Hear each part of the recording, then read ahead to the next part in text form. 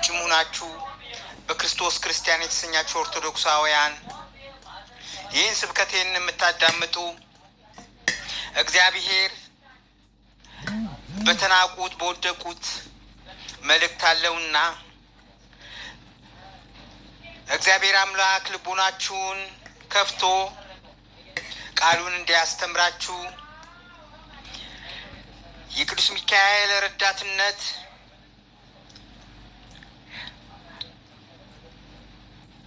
በእናንተ ላይ ይደር። እንኳን ለሰኔ 12 ለቅዱስ ሚካኤል በዓል በሰላም አደረሳችሁ። እንኳን ለመልአኩ ለቅዱስ ሚካኤል ለእናታችን ለቅድስት አፎሚያ ዓመታዊ በዓል በሰላም አደረሳችሁ። ሰኔ 12 ቅዱስ ሚካኤል እናታችንን ቅድስት አፎሚያን ከጠላት ከዲያብሎስ እጅ ያዳነበት እናታችን ቅድስት አፎሚያን እረፍቷ ነው። እግዚአብሔርም ከቅዱሱ መልአክ ከቅዱስ ሚካኤል ከእናታችን ከቅድስት አፎሚያ በረከትን እንዲያሳትፈን የበረከት ተሳታፊ ያድርገን፣ አሜን። በወር ሰኔ መታሰቢያ ከሚደረግላቸው ቅዱሳን መካከል እግዚአብሔርን የሚፈራ የአስተራኒዮ ሚስት የሆነችውን የቅድስት አፎሚያን ታሪክ ባጭሩ እሰብክላችኋለሁ። ቅድስት አፎሚያ በትዳር በነበረባችበት ዘመናት እግዚአብሔርን ከሚወድ ባለቤቷ ጋር እግዚአብሔርን ስታገለግል የኖረች ሴት ነበረች። በየወሩ በ29 ቀን የጌታችንና የአምላካችን የልደቱን ወር በገባ በ21 ቀን የእመቤታችንንና ወር በገባ በ12 የቅዱስ ሚካኤል መታሰቢያ ያደረገች ነዳያንን የጎበኙ እንደነበረ ታሪካቸው ይነግረናል። ኦርቶዶክሳውያን ባለቤቷ አስተራኒቆስ ከዚህ ዓለም የሚያርፍበት ጊዜ እንደደረሰ ባወቀ ጊዜ ይሰጡት የመላእክት አለቃ ቅዱስ ሚካኤል እንደሆነ ገልጾ የመጀመሪያውን የመሰለ ከንቱ ምክሩን አሰማምሮ አቀረበላት። ሐሳቡንም የእግዚአብሔር ፍቃድንና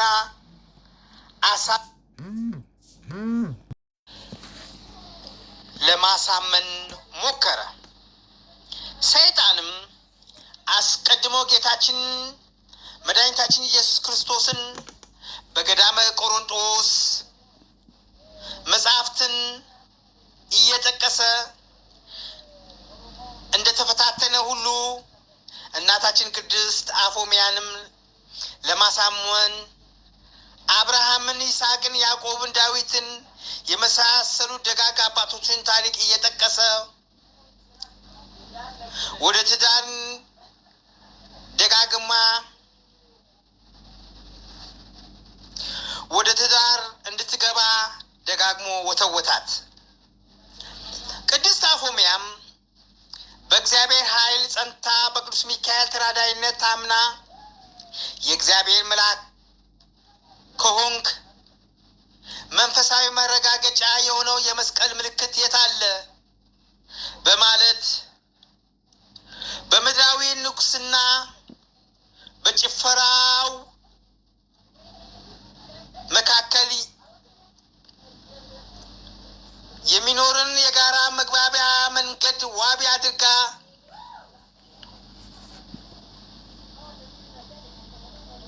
ጠየቀችው ይለናል ታሪኩ። እርሱም ለጊዜው በእኛ መላእክት ዘንድ እንዲህ አይደለም ብሎ ሊሸነግላት አቋሙን ሊያስቀይራትም ሞከረ።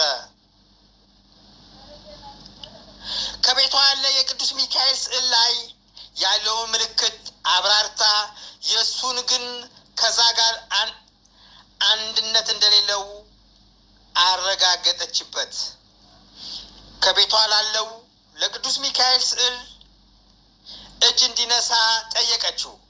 በዚህን ጊዜ መልኩ ወደ ትክክለኛ ማንነቱ ተለወጠና ጨለማ ለብሶ እየዛተ ነቃት ይለናል ቅዱስ ታሪኩ። ቅድስት አፎሚያም የከበረ መልአክ ቅዱስ ሚካኤልን ድረስልኝ ያለች በጠራችው ጊዜ መልአኩም ፈጥኖ በመድረስ ከሰይጣን እጅ አዳናት። የመላእክት አለቃ ቅዱስ ሚካኤል ለሰይጣኑ ተገቢውን ቅጣት ሰጥቶ ቅድስት አፎሚያን ባረካት ይለናል ኦርቶዶክሳውያን። የእረፍት ቀኗ በዚህ ቀን መሆኑን ነግሮ ቤቷን እንድታዘጋጅ አዘዛት። የበዓሉን ዝግጅት አከናውና ስጋ ደሙን ተቀብላ ኤጲስቆጶሱን ካህናቱን እንደየማዕረጋቸው ጠርታ ከቤቷ ክብራ ተቀበለቻቸው። ለነዳያን ለጾም አዳሪዎች በኤጲስቆጶሱና በካህናቶች ገንዘቧን መጽውታ መንገዷን አሳመረች። ስለ ኃጢአቷ እንዲጸልዩላት ተማጽና በፊታቸው ተንበርክካ ጸለየች ይለናል ታሪኩ። ባሏም ያሰረላትን የቅዱስ ሚካኤል ስዕል አቅፋ ስማ ከተማጸነች በኋላ በሰኔ 12 ቀን በሰላም አረፈች። ይህችን የታመነች ቅድስት አፎሚያ በሰላም እስክታርፍ ጊዜ ድረስ የተጓዘችበት መንፈሳዊ ጎዳና አስተውለን ይሆን?